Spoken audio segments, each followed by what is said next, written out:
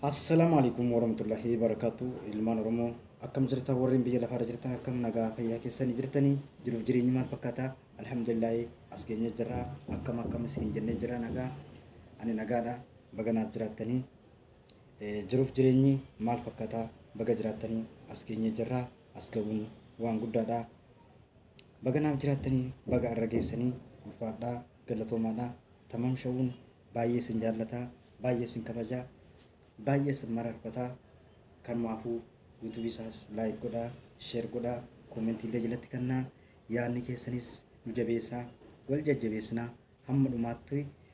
wajjin jirraa ulfaadhaa naaf jiraadhaan isiniin jaa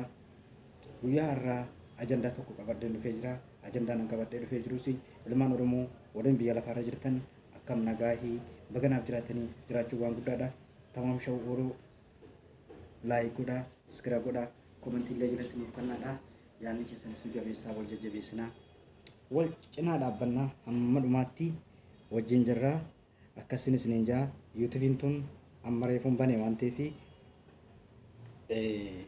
irratti isin hojjennee yoo rabbi nu laaffisee gana akka ajaa'ibaatti irratti hojjenna waan ta'eef jajjabaadhaadhaa wal jajjabeessinaa wal cinaa dhaabbannaa like illee nuuf godhaa subscribe nuuf godhaa comment illee jalatti nuuf barreessaa yaadni keessanis gara malee nu jabeessaa qeeqa yoo qabaatanis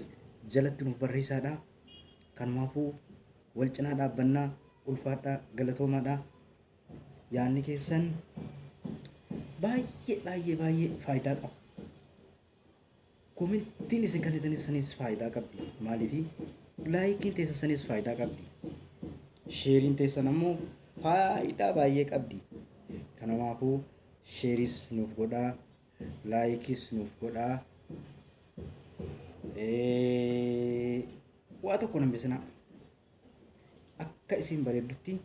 nuuf tolchaadhaa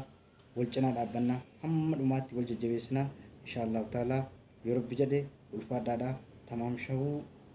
hin dagatinaa bootaa san hin dagatinaa bakki baay'ee barbaachistu bootaa sanidha bootaa san eeggattaniituma qawu hogguu isin gootan chaanaalli keenyaas guddataa deemaa bire faayif ta'a ol guddataa kanumaaf wal jajjabeessinaa wal cinaa dhaabbannaa inshaallah taalaa hamma dhumaatti isin wajjin jirraa naaf galatoomaa ulfaadhaadhaa gadaa bilisummaa akka ta'u abdii qabnaa tamaam shawuu hin dagatinaa laayik godhuu hin dagatinaa akkasiin isiniin jaa yaada yoo qabaatanis nuuf barreessaadhaa yaadni keessanis assalaamualaikum warahmatullahi wabarakatuh ilmaan Oromoo warreen biyya lafaarra jirtan akkam nagaa fayyaa keessanii jirtanii baga naaf jiraattanii tamaam shawuu laayik godhaa siraa godhaa kummatti jiratti kan yaadni keessanillee nu jabeessaa bakka itti sun tuqa asalaamaalaikum warahmatullahi wabarakatuh ilmaan Oromoo warreen biyya lafaarra jirtan akkam nagaa fayyaa keessanii jirtanii jiruuf jireenyi maal fakkaata alhamdulillah as geenye jirra tamaam shawuu laayik godhaa subscribe nuuf godhaa komentii jalatti nuuf kanna yaadni keessanis nu jabeessu jirtanii jiruuf jireenyi maal fakkaata alhamdulillah as geenye jirra baga naaf jiraattanii ulfaadhaa ammallee jiraadhaadhaa hamma dhumaatti wajjin jirra yaadni keessanis nu jabeessaa wal jajjabeessinaa ulfaadhaadhaa tamaam shawuu laayik godhaa komentii jalatti nuuf kanna subscribe nuuf godhaa inshaallah taala naaf jabaadhaa ulfaadhaa